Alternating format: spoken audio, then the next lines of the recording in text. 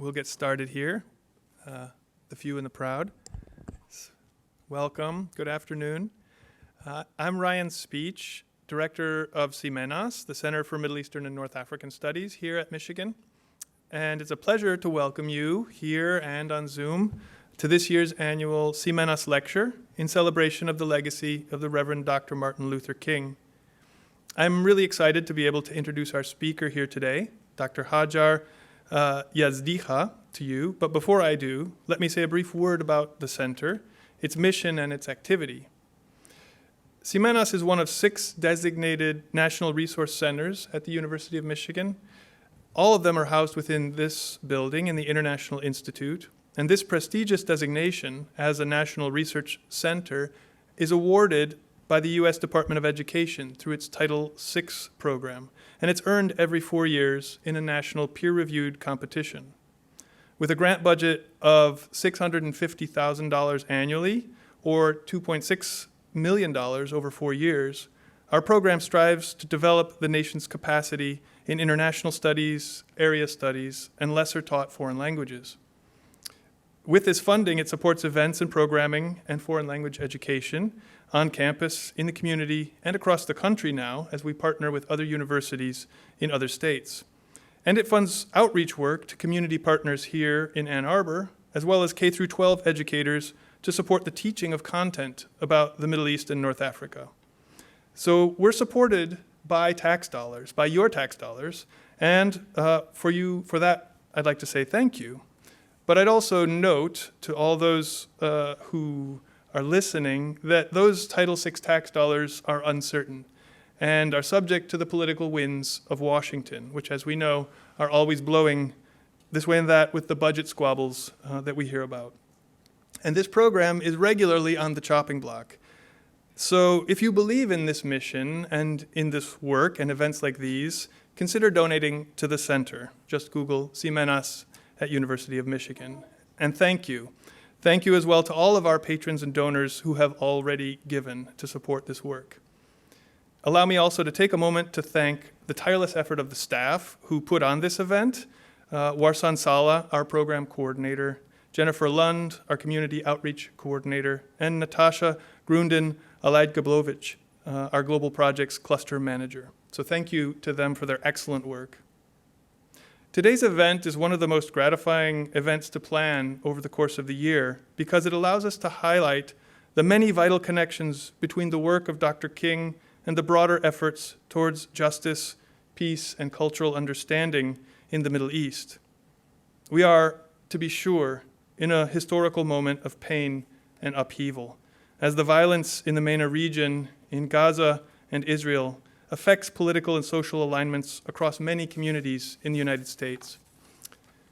Understanding and analysis of the interplay of these forces is urgent work for CMENAS in serving the broader Michigan community and the communities across the United States. And it's with awareness of this mission that I'm really pleased to introduce our MLK speaker today. Dr. Hajar Yazdiha is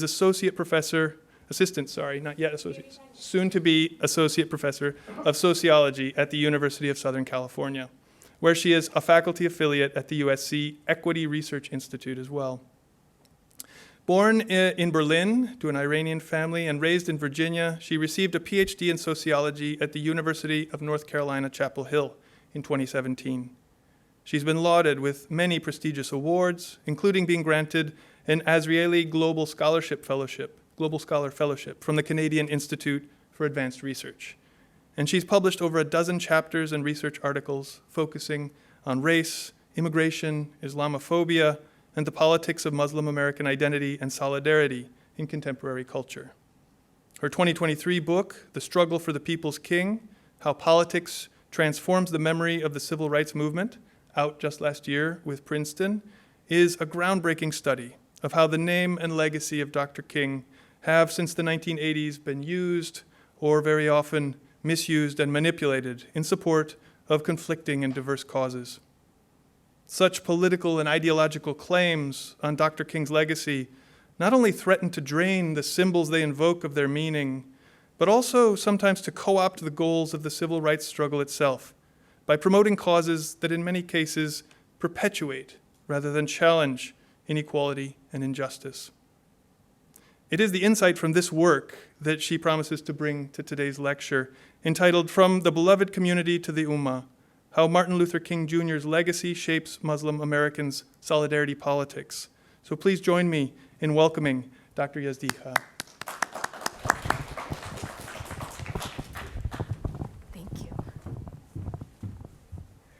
Thank you so much, Ryan, for that kind introduction. And thank you all for being here. Thank you, Warsan and Jennifer and Natasha, truly, for all the help coordinating my visit. And thank you to those that are online. Thanks for being present with us. This is truly an honor for me to be giving the Martin Luther King Jr. lecture here at CMENAS as the Iranian daughter of political refugees who named me Hajar for their journey from Iran. And, you know, my mother was pregnant with me. They crossed the mountains by foot and horseback. And it's very much that journey that inspired me and really drew me to Dr. King's legacy as a kid, and then also to the histories of Black thought as I got older. I was always coupling them with Edward Said, and it's really to them that I have to thank this kind of awareness of my own position in this country, my own experiences of feeling like an outsider, and that kind of unnamed sense of injustice at the way we were treated as Middle Eastern immigrants. And so this was the journey that drew me to write The Struggle for the People's King, which I'm so excited to talk about today. And I really think this is an opportunity for us to pick up Dr. King's radical revolution of values, one that will honor and really center human interconnection, human dignity over war and profits. And so I think this is such an opportune moment for us to really think about what Dr. King would say in this moment. So the question that drives my talk today is really this question of how do we get there? If Dr. King called on us to bring together people of diverse backgrounds in this solidarity politics, how do we make that happen? And I'm going to argue that we create that future through the past, through the power of memory.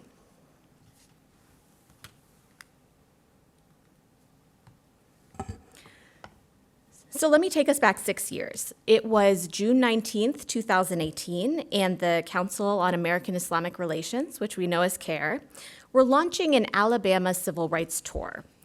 Now, the campaign strategically coincided with Juneteenth, or Freedom Day, the historic day in 1865 when news finally reached enslaved peoples in Texas that slavery had been abolished and the enslaved would be emancipated. CAIR had planned this month-long campaign, and they would be trailed by a documentary crew, and they would follow 30 Muslim American community leaders and activists, and they would go to sites that were significant to the civil rights movement, everything from the Edmund Pettus Bridge to the 16th Street Baptist Church. And as CAIR described in this press release, these Muslim American leaders would, quote, walk the path of civil rights icons like Dr. King, learning about connections between slavery, Islamophobia, and the civil rights movement.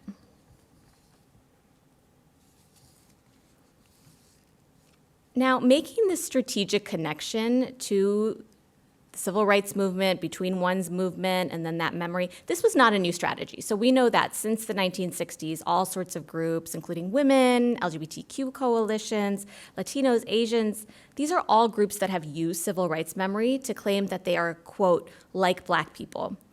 They make claims to inclusion and equality, and it actually makes sense, right? Because this is a natural-made strategy. It comes with tactics, it comes with frames, it comes with a culturally resonant way to fight for group rights. But even though most minority movements have used this strategy, the mainstream Muslim rights movement delayed their uses of civil rights memory for almost 3 decades. Recall the example that I opened with. This was 2018, even though Muslims have been organizing formally since the 1980s. So what leads Muslim activists to mobilize the memory of the civil rights movement?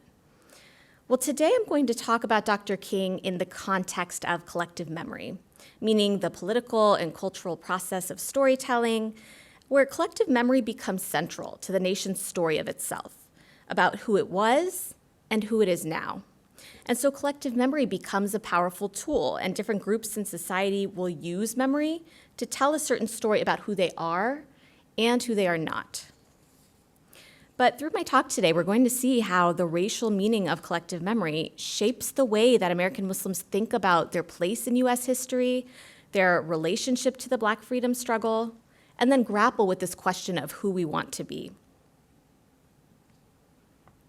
So I want to zoom out for just a minute to situate the question within the larger scope of my book. So the struggle for the People's King, as Ryan shared, traces these 40 years of the uses and misuses of Dr. King's memory from 1980 to 2020 to examine why he's become such a prolific symbol. So we see him deployed against the very causes that he would have fought for. And I ask how he became this political strategy. More importantly, what are the consequences of these misuses of collective memory? How does the remembered past matter for our contemporary politics? And how does it shape the direction of our future? So these are the big questions that my book explores, but today we're going to zoom in specifically on the case of Muslim immigrants and their children to really make sense of how they use memory, but then also why. So in the book, I develop what I call a critical theory of memory in contentious politics, which really focalizes the role of time in politics. And effectively, I'm arguing that when a mobilizing group makes political claims using collective memory, the invocation of time, the invocation of the past, is the point. So it's really important that we examine how groups perceive and understand their relationship to the past, present, and future. And this figure conceptualizes what the uses of memory look like in action, and how they get countered. And my talk today is going to focus primarily on the processes in time 1 and time 2, and the question of how a group's perception of their identity shapes their use of memory. And then we're going to see a little evidence of time 3 and time 4 as well. So when groups decide to use memory, they're generating this linkage between their group's identity and memory. And when they're using these strategies, we're going to see opposing groups that try to disrupt that linkage. They try to discredit the group and ensure that their strategies don't resonate with audiences. So to get at the first part of this process, this question of identity and its relationship to memory, I'm drawing on this Du Boisian framework that takes seriously the way that identity is always continued through this interaction between who society believes we are and who we believe we are. And this is an approach that really helps us understand how Muslim immigrants see themselves in relation to other groups, the dynamic political contexts that shape and reshape these perceptions, and the subsequent strategies that they use to make political claims to inclusion. And so the theorized process really lays out a couple of interrelated ideas. First, that immigrants develop their strategies for inclusion based on evaluations of their identity, its social position relative to other groups, as well as their perceptions of the political context. So is this moment friendly to people like me? Who is society saying that I am right now? And it's through these perceptions of who we are and who we are in this moment that immigrants decide which mode of inclusion they're going to pursue and the political tools they're going to use to get there. So to think about how Muslim immigrants are contending with these shifting political contexts, what identity options they might be negotiating, we have so many rich historical accounts of how immigrant groups, from Irish immigrants to Syrian immigrants, have long strategized for citizenship and integration by establishing that their identities were analogous to the dominant group, white people, and that by extension they were incongruent with the most demonized group, Black people.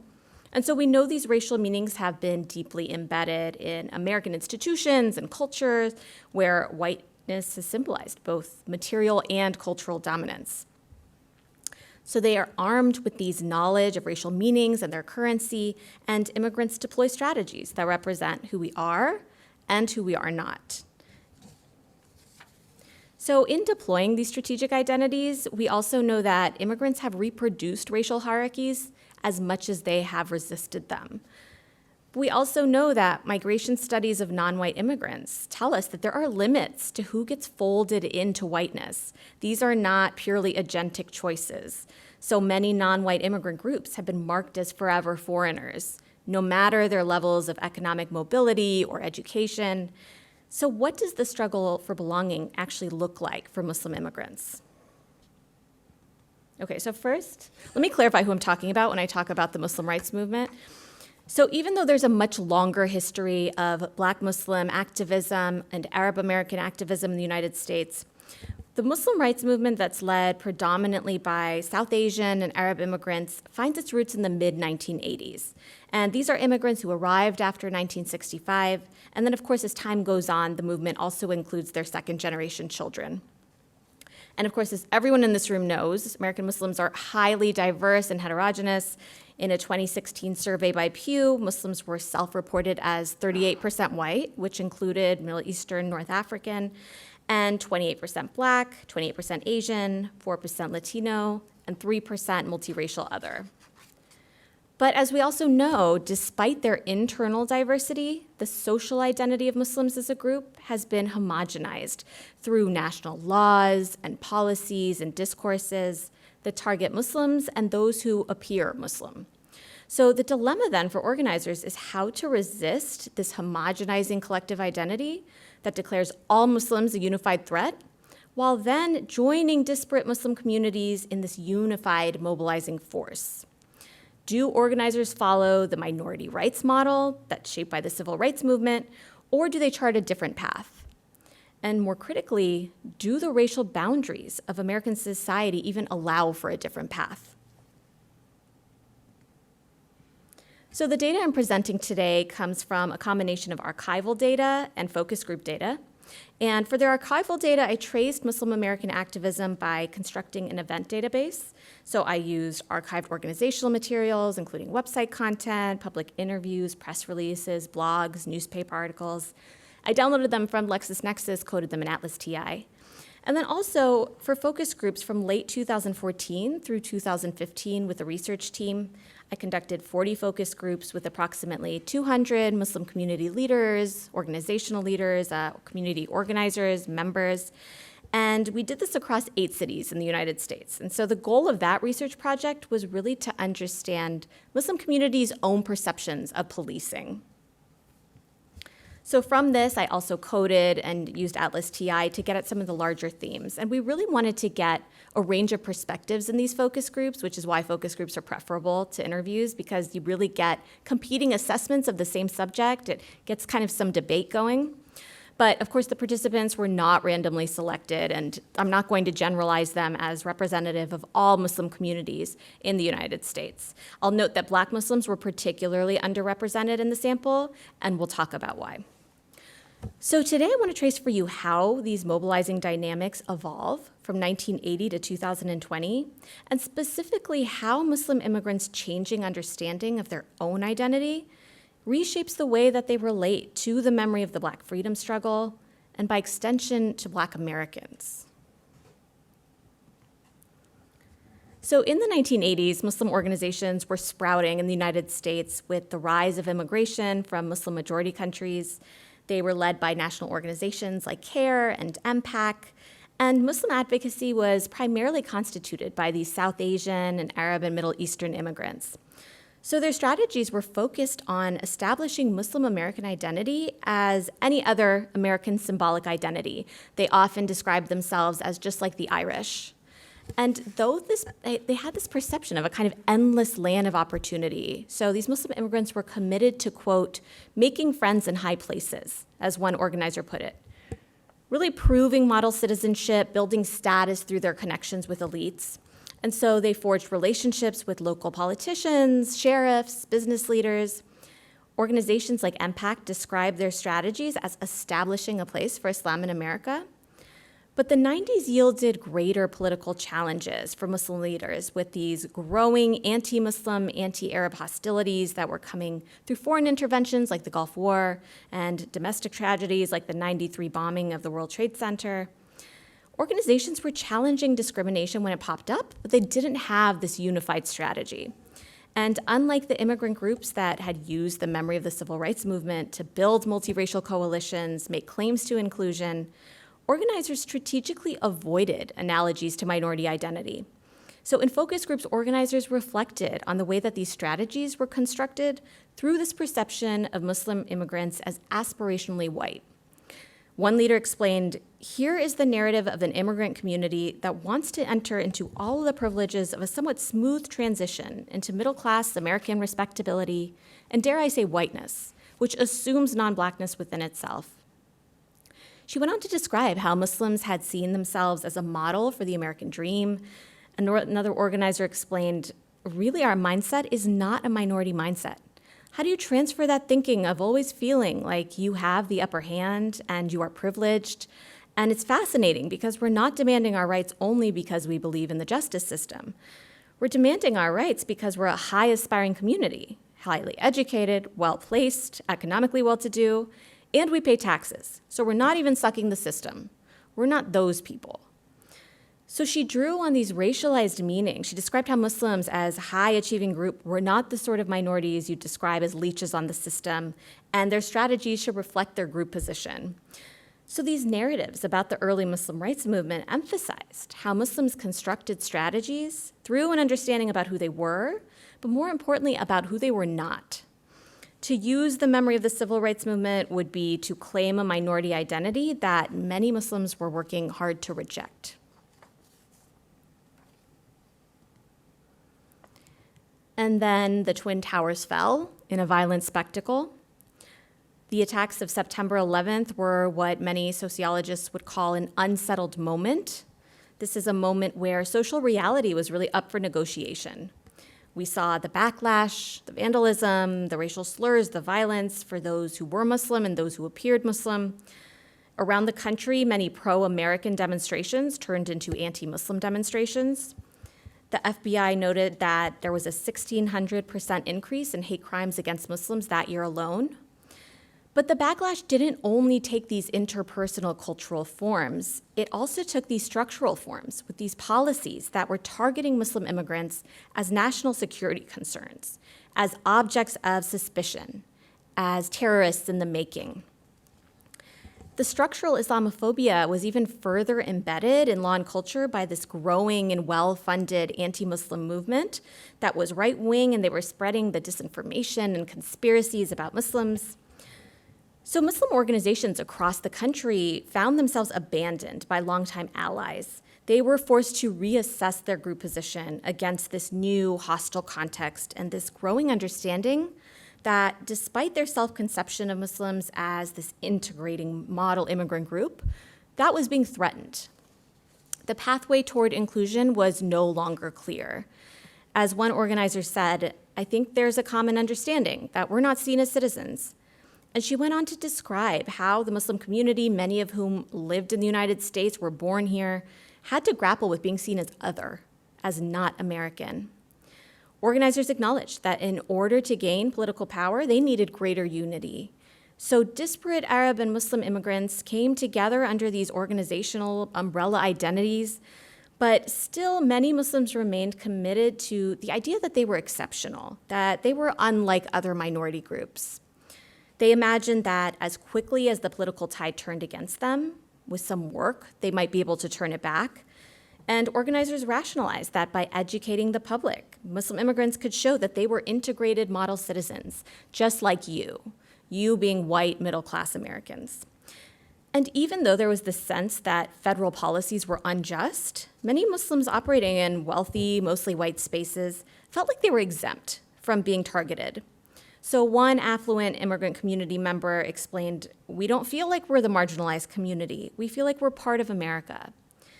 So they began deploying Dr. King's memory as one of religious tolerance and colorblindness as this true character of who we are as Americans. They began developing campaigns to educate their fellow Americans about Islam through Meet Your Muslim Neighbor events to I'm a Muslim, Ask Me Anything kiosks. CARE even developed this widespread strategy. You might remember it was a campaign that said, I am Muslim, I am American. And it showed Muslims in different positions, like as police officers and baseball players and attorneys. So organizers drew on a memory of Dr. King representing the promise of colorblindness and equal rights for all.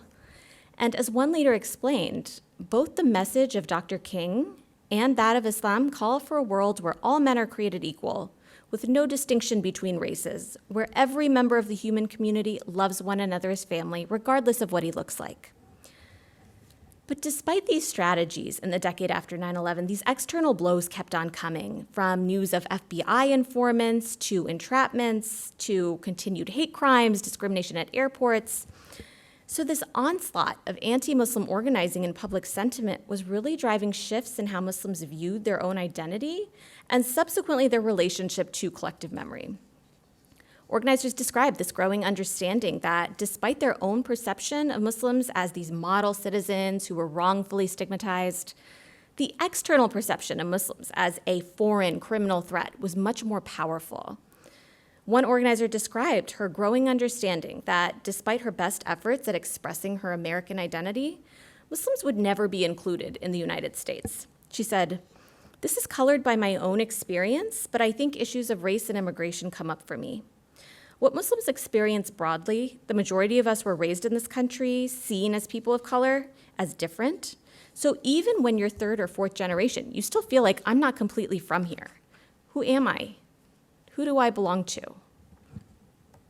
So her comments illustrated this perception by many other young Muslim organizers that for the second generation, there was no pathway to inclusion through this rosy, colorblind memory of Americans linked in the shared vision of equal rights.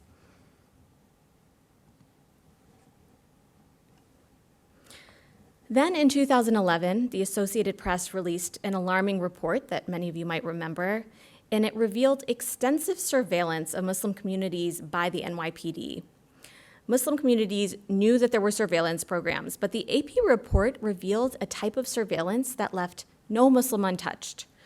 The report included hundreds of pages of internal police documents. It revealed that undercover officers had infiltrated mosques and Muslim student associations, that they'd identified hundreds of quote-unquote hotspots, which included restaurants and businesses.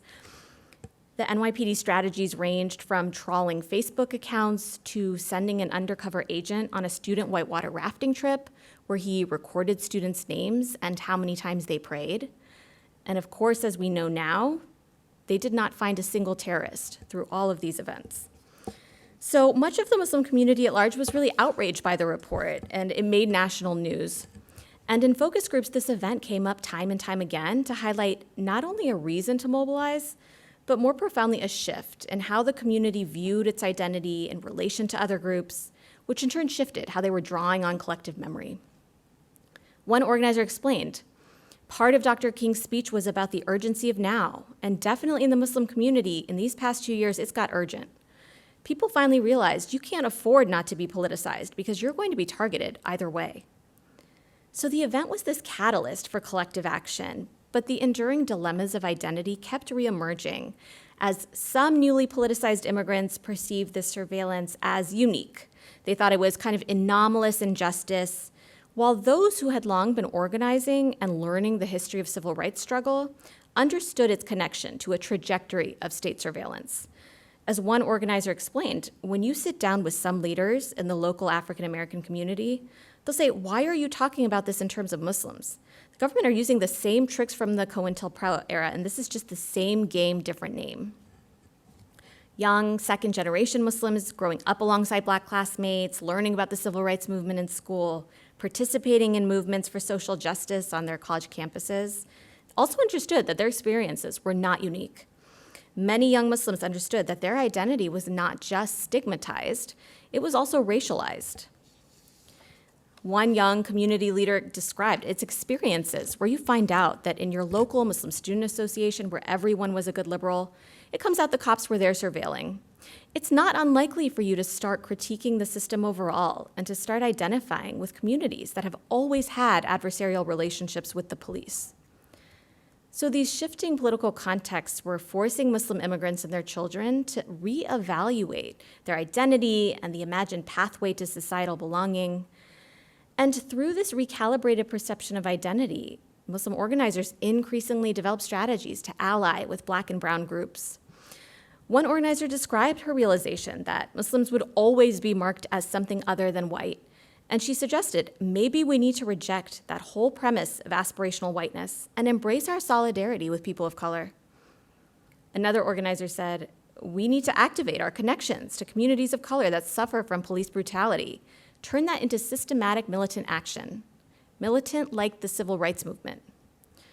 So organizers who had seen Muslim activism as best accomplished quietly, respectfully, through the safe memory of Dr. King, were now articulating this memory of radical struggle.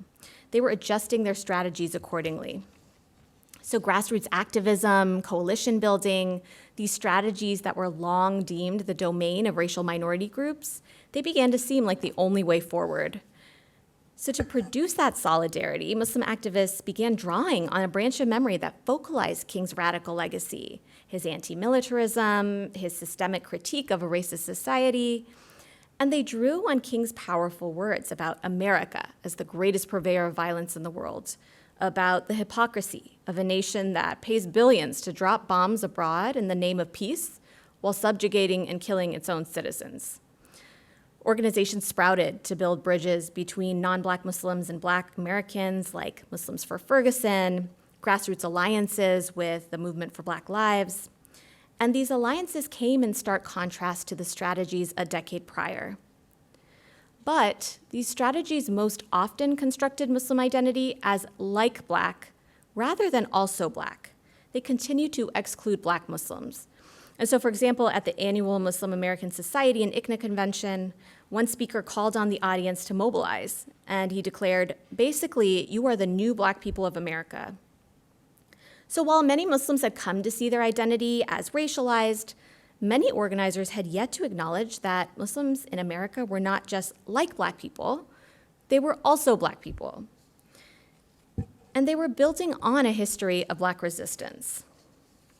But the movement actually had larger problems now, so as Muslim organizers worked to strategically deploy civil rights memory and build these coalitions, a backlash was growing.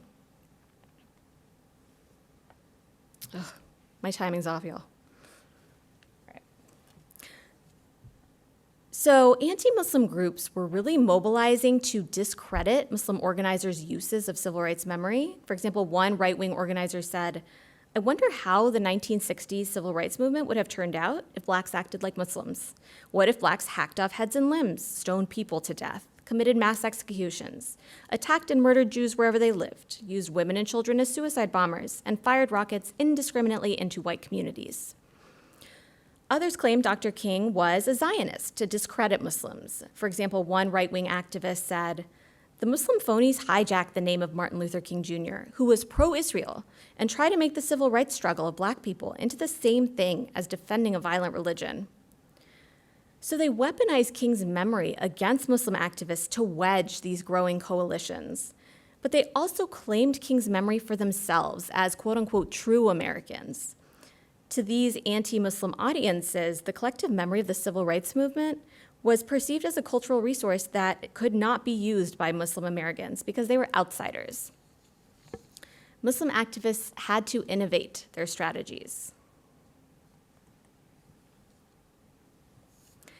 And innovating actually meant reckoning with identity once more. So what did it mean to belong in the United States? Did belonging require subjugating oneself for crumbs of provisional inclusion that could be withdrawn at any point? Organizers were reflecting on these trade-offs and how maybe the project wasn't fighting for inclusion, but rather fighting against the structures that created exclusion in the first place. So one organizer said, we need to be American by making America live up to the ideas that it aspires to, versus being socially white and aspiring to whiteness as our way of asserting our Americanness. We need to examine our identities.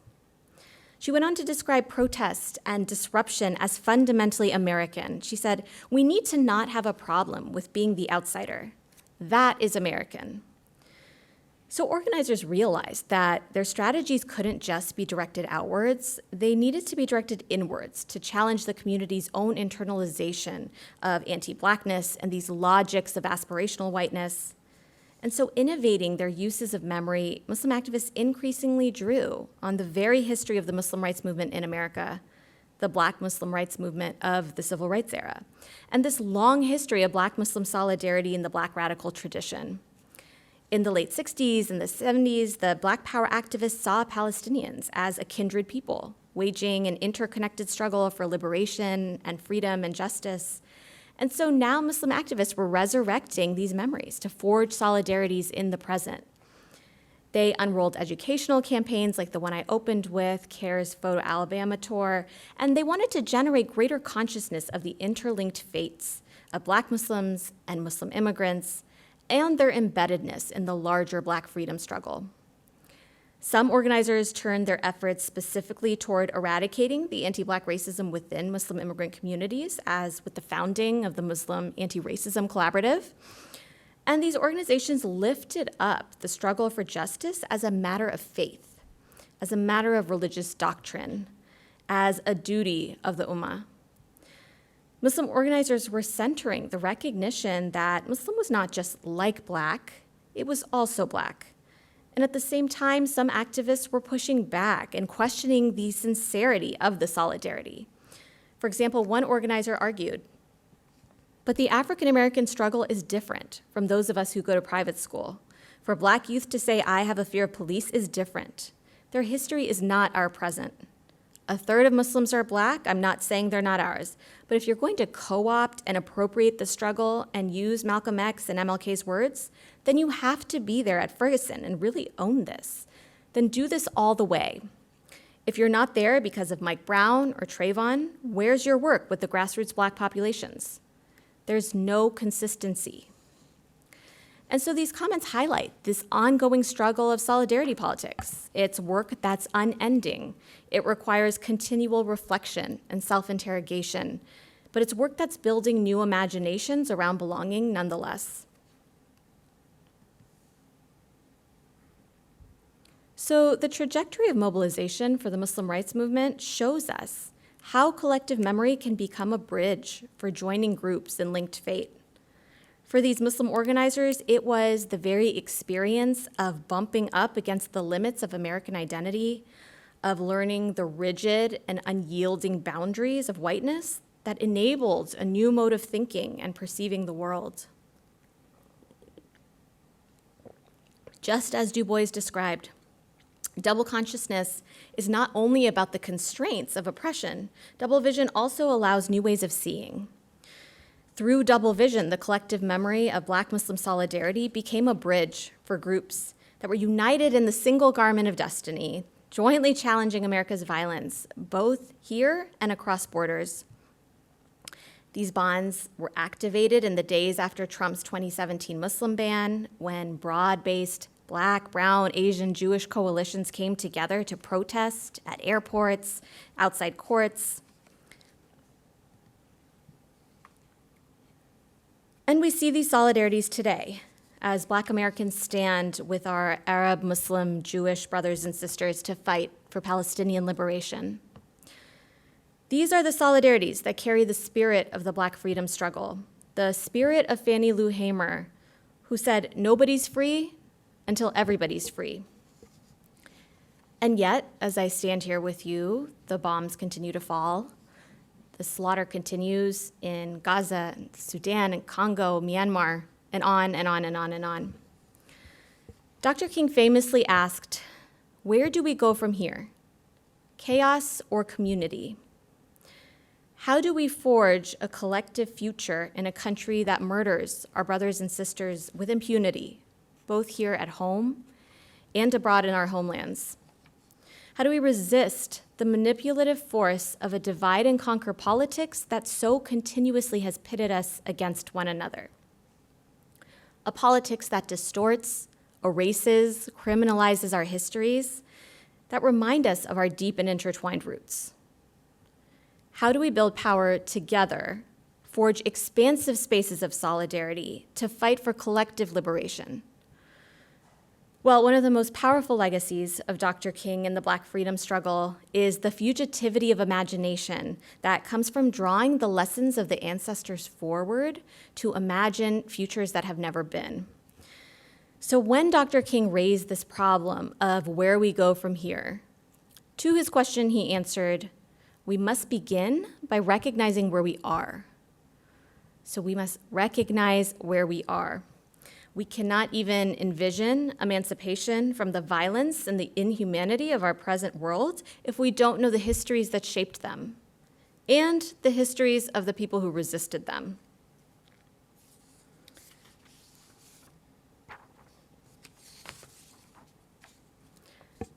These are the lessons that guide us in our connection from the beloved community to the Umma, that activate our inner morality as social beings who feel one another's joy and pain alike, that guide us to drink from the wells of collective memory, the courage and the resolve to fight for our fellow humans. And so I want to end with guiding words from Dr. King when he sacrificed his livelihood, his allies, his status, because his conscience called him to speak out against the war in Vietnam. He said, "Now let us begin. Now let us rededicate ourselves to the long and bitter but beautiful struggle for a new world. This is the calling of the sons of God, and our brothers wait eagerly for our response. Shall we say the odds are too great? Shall we tell them the struggle is too hard? Will our message be that the forces of American life militate against their arrival as full men, and we send our deepest regrets? Or will there be another message of longing, of hope, of solidarity with their yearnings, of commitment to their cause, whatever the cost? The choice is ours, and though we might prefer it otherwise, we must choose in this crucial moment of human history." Thank you.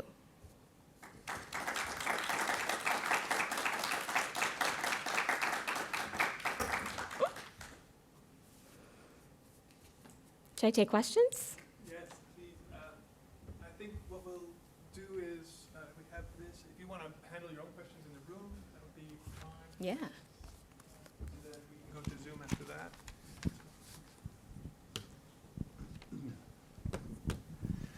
In some respects, at least, the parallel term for Black Americans is Arab Americans, not Muslim Americans.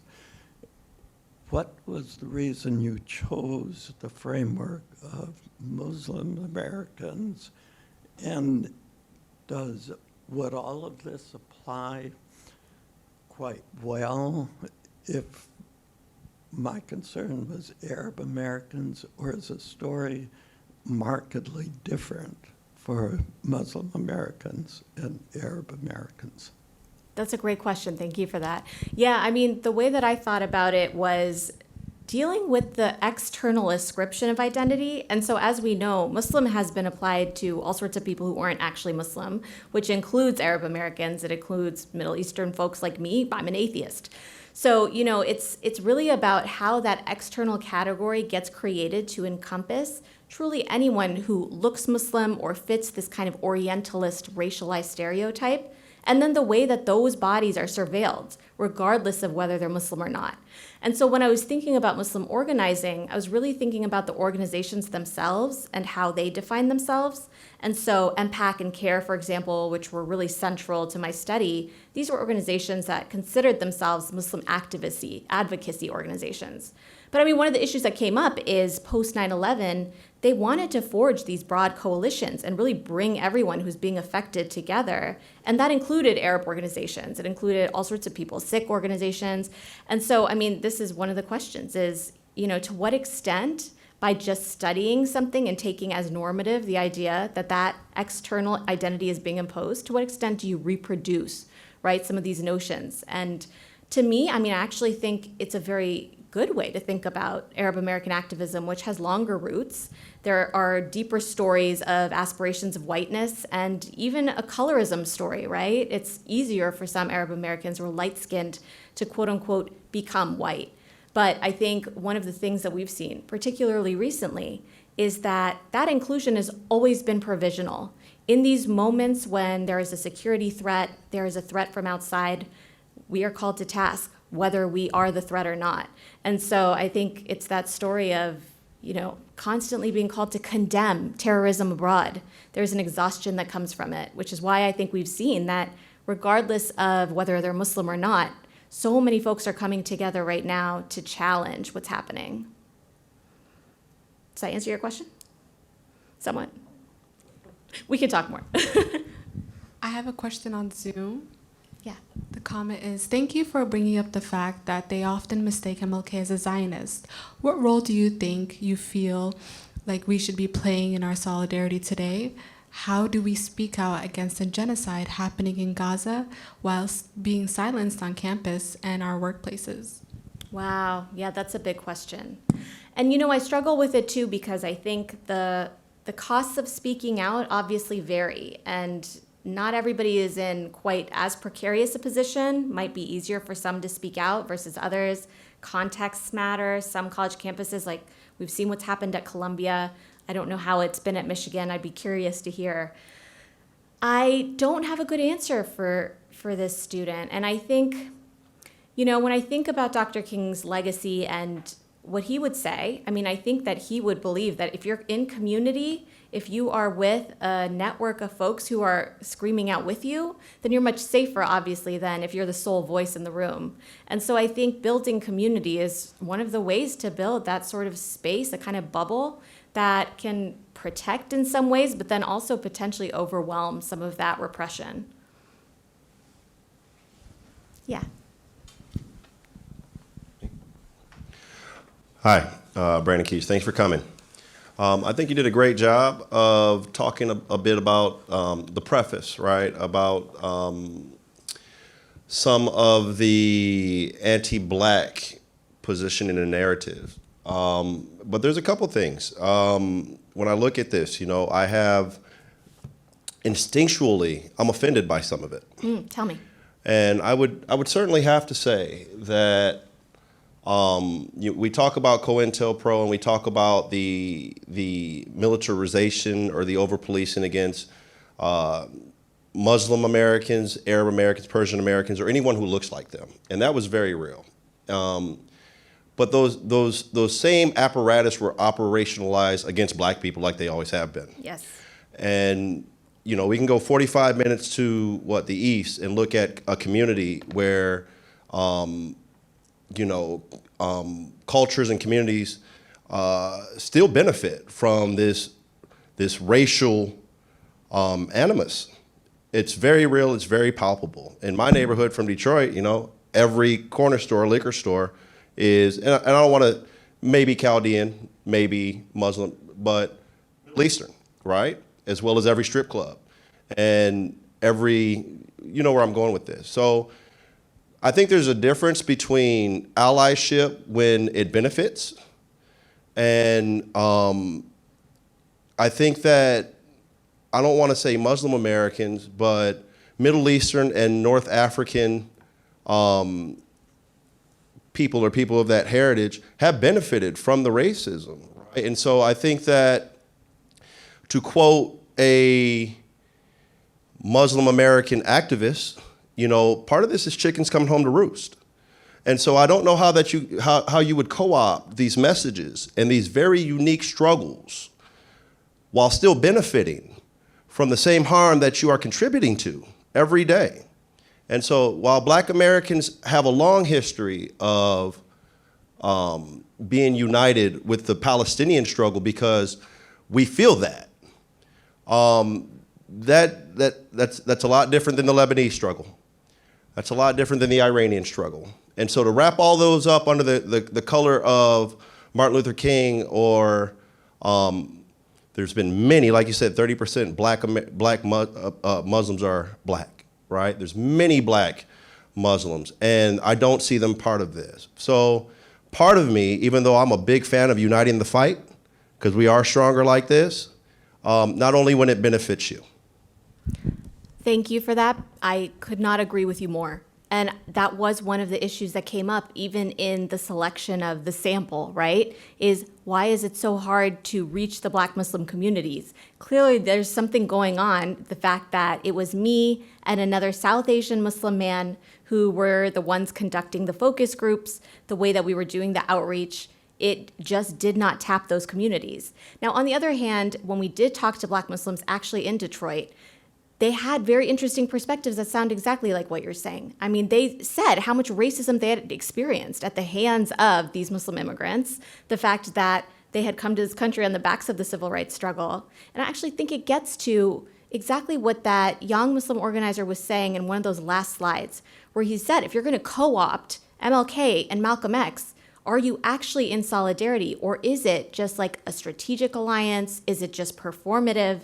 And I would agree that many times it has been.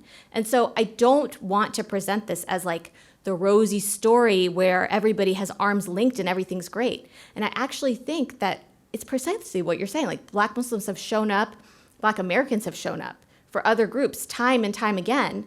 And then who gets thrown under the bus first is Black Americans. And so for me, it's much more this question of how do the bridges get built in a way that's sincere, but beyond sincerity, in a way that takes seriously the dynamics of power.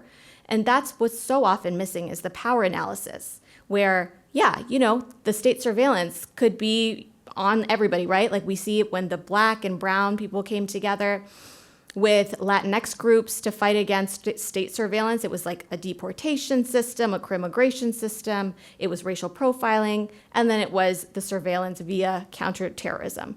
When you think about the consequences in the history, is unequally distributed, right? And so I share that sentiment with you. And I think for sure, I mean, as I present this work more, I do think I will focalize that tension, because it's not supposed to be a kumbaya story. It is supposed to be a story that centers that story of anti-Blackness that is the crux of all of this. So thank you.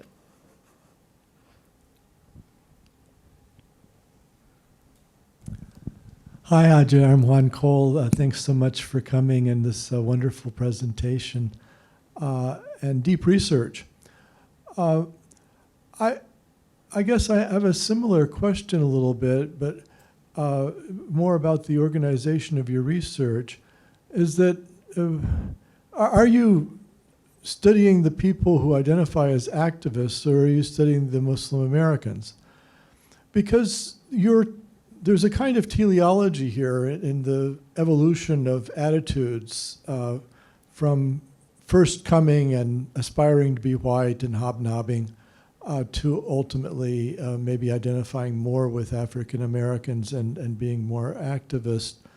But surely that's an activist subset that's evolving in those ways, whereas the community is actually split. There's lots of people who are still aspiring to whiteness and hobnobbing, I think, as was implied. And I think the entirety of the Persian American community of Southern California, which you know very well, would be in that category, who distinctly would not identify as oppressed Blacks and so forth. As Maz Jabrani said, they're Persian rather than Iranian.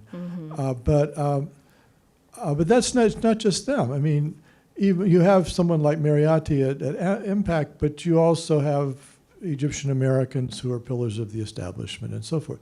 So isn't it really more that there are these ramifying splits within the community about strategy, and maybe those organizations that you're focusing on have this trajectory, but it's not a global trajectory?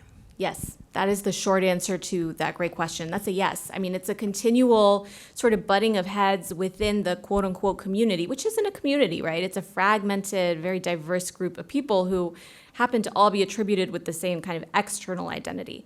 But even that, the consequences vary, right? Based on class and phenotype and where you live, all of these sorts of issues.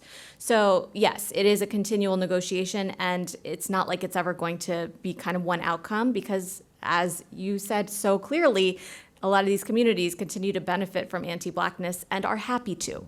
So I think that's right. I mean, I think it's one of the great struggles of solidarity politics, and one where something I've increasingly thought recently is, like, you just have to let some people go. Like, they are not the ones you're going to reach. You find your people. But I mean, in organizing circles, which yes, was the central focal point of the study, then, you know, it's definitely contingent on facing some of that internal reckoning, right? And thinking about like if you're receiving resources and you're building your work on this notion that you are representing Muslims, then yeah, I mean, you sure as hell better include some Black Muslims and actually do the work.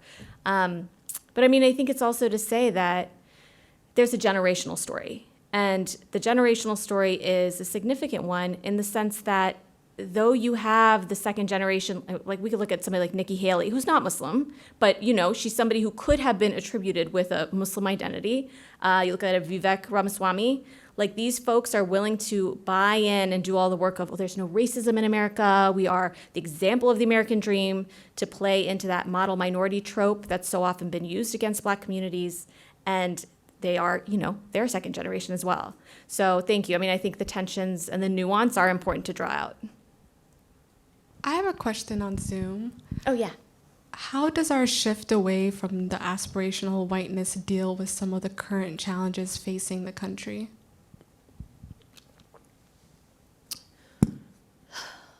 Can I ask them which specific challenges? I don't know how long it'll take for the response.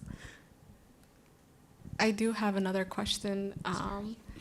Someone said, do you think class has something to do with this? Yes. Yeah. No, class has a lot to do with it. And not just because it means you have different resources, but it's also about the safety that you have to speak out, the safety that you have to resist and to embody certain categories. I mean, not everybody even has the time to be out in the streets or to be doing this organizational work. But I mean, it's also the story of how poor neighborhoods get policed more. So even in our study, the folks that were living in the neighborhoods that had constant police surveillance, not just via FBI and undercover, but also just literally on the street, the racial profiling. I mean, that's a very different experience than, as the participants said, living in these wealthy neighborhoods and going to private schools. So yeah, thank you for drawing out the class factor. Thank you so much. This was a really great lecture, and I learned a lot from it. Something I was thinking about when you were discussing the historical struggles for whiteness in comparison to other groups, mostly ethnic and racial, would be the legislative and judicial reactions to Muslim Americans, in particular regarding rights or protection or recognition. So could you maybe speak to more of that history, whether legislation or court case rulings, and our moment in time compared to that, and maybe even the goals through these channels? Well, thank you for that. Yeah, I mean, the legal infrastructure is, I think, one of the central ones. When you think about just the history of immigration in the States, so much of the aspirational whiteness, the logics of white supremacy in general have been built on this idea of the law, that you gain your full citizenship, AKA your full humanity, by proving that you're white and by minimizing a lot of your ethnic and racial traits and even doing away with your culture. We're speaking to the example of Iranians, you know, getting the nose job, dyeing your hair blonde, changing your name. And so, I mean, I think I'm not an expert on the legal infrastructure, so I don't want to overstep beyond my lane.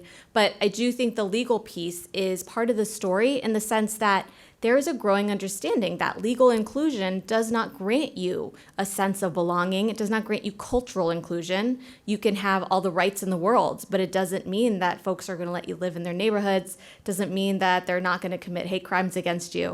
It also doesn't mean your own government isn't going to go and bomb your family. And so I think those are some of the recognitions that I think moved some of the strategy away from purely working within institutions, doing the legal mobilization, trying to create reforms in police, for example, and moving toward this idea that we have to overturn the system in general.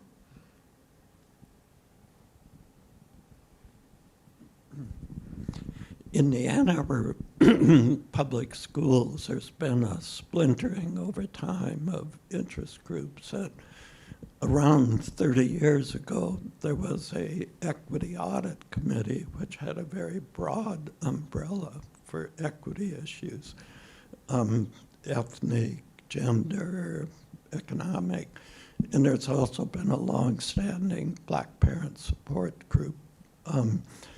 Then groups gradually, other groups gradually said, we want recognition, and that would happen. And then this last year, there's been something of a small-scale explosion that the there was an Arab American parent advisory group. Then a group of parents said, we need a Muslim parent advisory group. Then the Jewish community said, we need a Jewish community group. And so there's been this splintering of these interest groups that I'm interested in whether you think that's happening throughout the country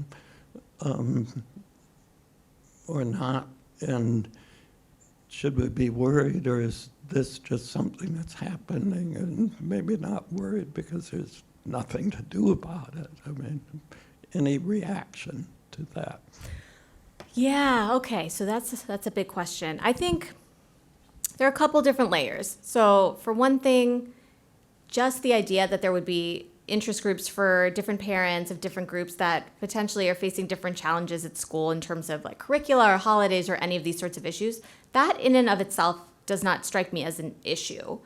I do think the issue arises when there is opposition between the groups and it becomes a zero-sum game in the terms of, you know, if you gain something, then we're losing something, and creates that perception of group threat.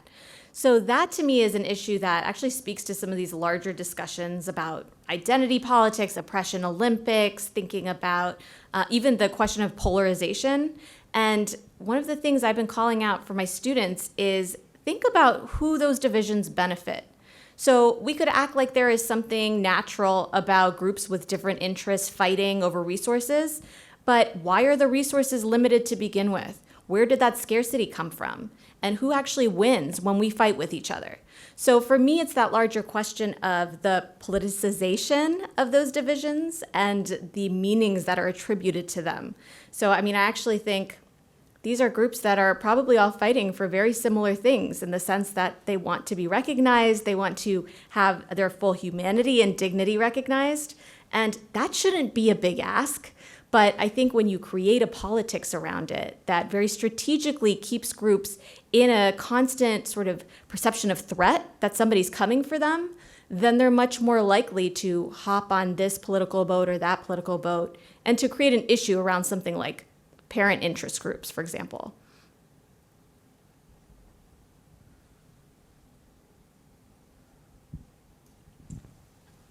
I have a question. In your research, did you make a distinction between Black Muslims, like the African diaspora, and African American Muslims? And did you see a difference between them and their thoughts?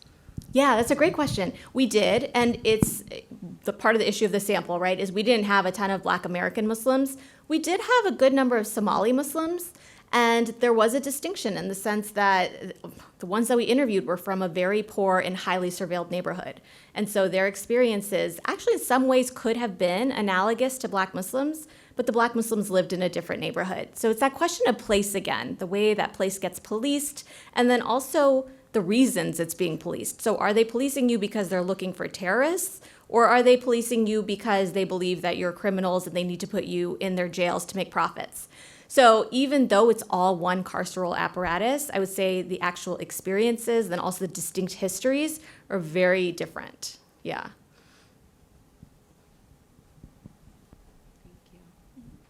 Thank you for the talk. I've been excited for this for a while and learned a lot from you. I have a question around kind of terminology, and I know we use terms because we lack other terms, right? So even, and we've seen through all the questions, the use of Muslim is a very broad category, and you're even talking about those perceived as Muslim as well.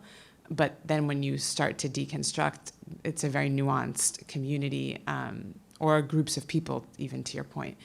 So when I was listening to you and you said in the Q&A that a lot of your data came from CARE and MPAC, and that's a very particular sliver of even of the immigrant group, right? Like that doesn't necessarily represent a lot of people who come from a lot of parts of the world. And then also the years that you had, like I think the last group was maybe 2012 maybe to 2020.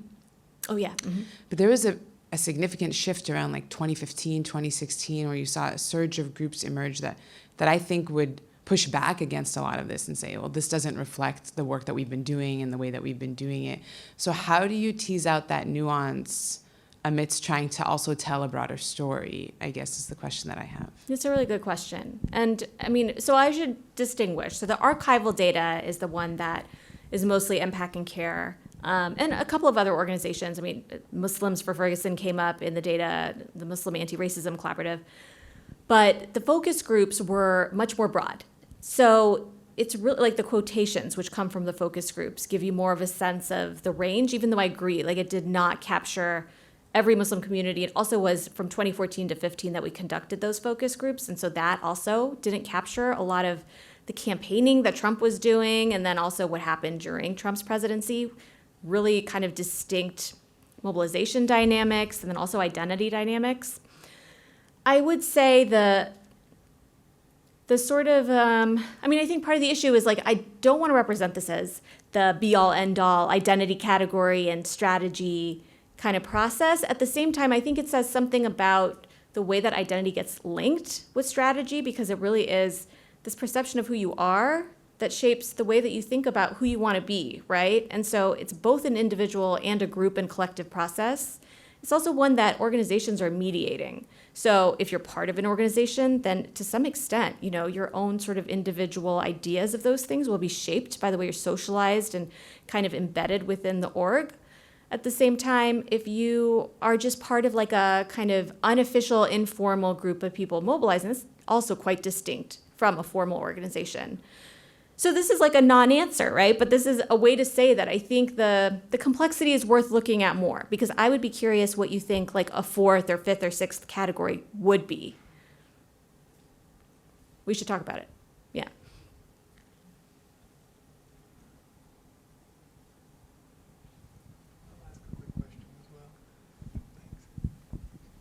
Thanks. I'll jump in now just to ask this question. So you've, in this talk, you were really drawing from your one chapter that deals with a lot of this material from your book. And I'm partly interested in whether you felt a pull towards focusing on solidarity or questions of solidarity, which is in your title today, in your chapter when you were working, or if you were constantly feeling torn in multiple directions, or if this chapter was easier or more smoothly sort of plugged into the narrative of solidarity, whereas other chapters and discussions of kind of the uses of Dr. King's legacy were more about tension or about misuse, or whether you felt like the misuse question fits into this chapter as well, but not in this talk. And in general, kind of, is there a tension that you didn't get a chance to talk about? Maybe even, could we call it not just a double consciousness, but a triple consciousness, or some other kind of effort that you know, to finally slice what's going on in a way you didn't really have a chance to address here, or whether you felt like this is a more solidarity-focused chapter. It's a smoother narrative, despite many of the questions we're having. Yeah. Oh, I love that question. Yeah, I mean, I think, so the chapter is, for me, much more of an identity chapter. And it's through identity that the solidarity occurs. And it's really the political awakening around identity. And the other chapters kind of take on different dimensions of a similar question of solidarity, in the sense that for each of the groups in these other chapters, so there's the one with the LGBTQ coalitions, and they're facing off against the family values movement. There's another one with immigrant rights activists. They're facing off against nativists. And so in each of these, I mean, for the quote unquote progressive group to be using the memory of the civil rights movement does in itself open up a space for this question of, is this solidarity with the Black community, or are you just using and misappropriating? And in the case of the immigrant rights chapter, what's interesting and I think potentially valuable is that when they're planning this immigrant workers' freedom ride, and they're really trying to embody the spirit of the civil rights movement, make these connections between immigrant rights and civil rights, they work for an entire year with Black civil rights leaders. They have these meetings, and they specifically say, we're not going to do this if we don't get the blessing of these Black civil rights leaders. So for me, that, I mean, I think it gets to that question of, what does a true solidarity look like? And the idea that it's always ongoing, because in each of these chapters, it follows, like, you know, the 40-year trajectory. And in the case studies, it's the change from these early strategies that really do believe we can prove that we're Americans, to recognitions, especially for immigrant rights activists, these recognitions that the boundaries of America are so unyielding that the only way to actually feel like things are going to change or that we're going to create some sort of meaningful difference is by undoing them. So, I mean, I think that's something that potentially didn't come across in the sense that there's a lot of similarity across other groups. Like that pattern is actually quite clear, but that it happens in different ways.